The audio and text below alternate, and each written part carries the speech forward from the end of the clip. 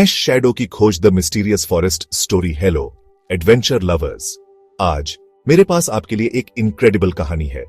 जरा सोचो, एक गांव जिसके पास एक घना रहस्यमय जंगल है, उसे लोग शैडो फॉरेस्ट कहते हैं।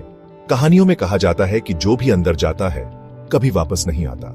लेकिन हमारा हीरो 18 साल का रोहन कहानियों से डरने वालों में से नहीं है।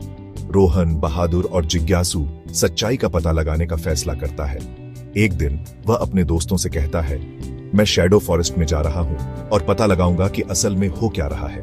उनकी चेतावनियों के बावजूद रोहन दृढ़ है। सुबह होते ही सूरज की पहली किरण के साथ रोहन जंगल में कदम रखता है।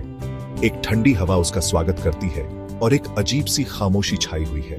जैसे जैसे वह अंदर जाता है उसे लगता है जैसे पेड़ उसे देख रहे हैं। जल्द ही रोहन को एक पुराना रास्ता मिलता है और वह उसका पीछा करता है जब तक कि उसे एक पत्थर नहीं मिल जाता जिस पर एक संदेश लिखा होता है। सच्चाई की तलाश करने के लिए खुद के अंदर झांकना पड़ता है।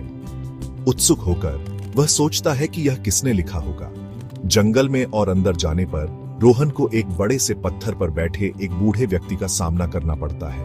उस आदमी की आंखें गहरी हैं, ज्ञान से भरी हुई हैं। रोहन पूछता है, आप यहाँ क्या कर रहे हैं? ये जंगल इतना भयानक क्यों है? बूढ़ा आदमी जवाब देता है, ये जंगल रहस्यमय है, लेकिन इसे समझने के लिए आपको अपनी सीमाओं से परे जाना होगा। क्या तुम तैयार हो? बिना किसी हिचकिचाहट के रोहन कहता है, हाँ। बूढ़ा आदमी रोहन को एक गुफा में ले जाता है।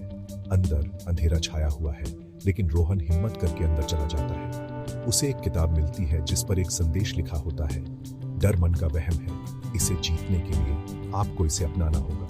अचानक गुफा में अजीब आवाजें गूंजने लगती हैं। हालांकि डरा हुआ रोहन किताब को कसकर पकड़ता है और घोषणा करता है, मैं नहीं डरूंगा। धीरे धीरे आवाजें गायब हो जाती हैं। गुफा से बाहर निकलते ही रोहन एक रहस्यमय परछाई देखता है। पहली प्रवेश पास कर लिया, लेकिन असली चुनौती अभी बाकी है। रोहन पूछता है, तुम कौन हो? परछाई जवाब देती है, मैं तुम्हारा डर हूं, मुझे हराना ही तुम्हारा असली लक्ष्य है।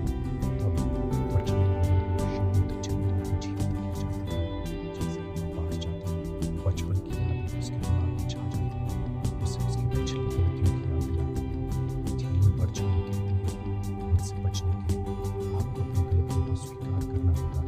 अपनी आंखें बंद करते हुए रोहन कहता है, मैंने गलतियां की, लेकिन मैं उन्हें सुधारने के लिए तैयार हूं। परछाई गायब हो जाती है।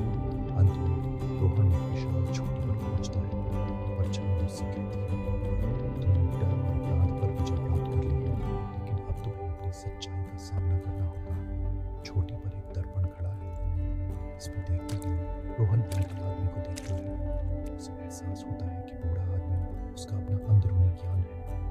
रोहन अपनी कमजोरियों को स्वीकार करता है और अपनी ताकत को पहचानता है। परछाई कहती है, अब तुम जंगल के रहस्य को समझ गए हो। ये तो बस एक प्रतीक है, असली रहस्य तो तुम में ही था। जैसे ही वह जंगल से बाहर निकलता है, रोहन खुद को पुनर्जन्म जैसा महसूस करता है। रोहन ने सीखा कि डर, अपराध बोध और असुरक्षा मन के भ्रम है।